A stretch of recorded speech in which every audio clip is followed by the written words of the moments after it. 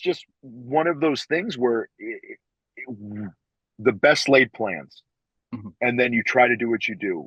We had a 5 year plan, and about a year and a half of that got thrown out the window, and it set us back real far. And we are still trying to find our footing. And we have something on the horizon that hasn't been publicly made yet that I may or may not be the thing that gets us back on our footing. We're going to find out what goes on.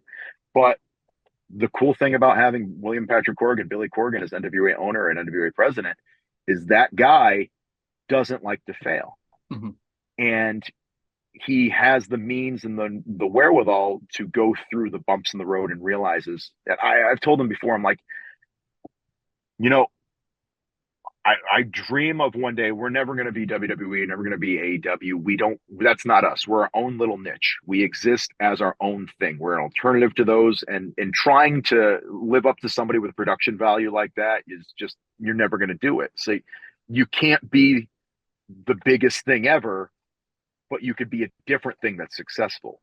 You don't try to be somebody else because you're just going to fail. But if you do your own thing, you never know what could happen. Think of ECW. I think the Eric Um, Bischoff quote that he uses all the time is greater than, lesser than, or different to. And you can either be greater than, less than, or different to. You don't want to be less than. You probably can't be greater than, so you got to be different to. yeah, and there's times where I'm just like, man, we're so close to like finding the thing that clicks. And Billy goes, you know how many shows I played in a band where like 14 people were in the crowd? And I was like, everybody's like, this isn't going to happen. This isn't going to be there. And he goes, and then just randomly, he goes, I swear it happened overnight. We got airplay on something, and then somebody discovered. He's like, you never know the thing that's going to hit.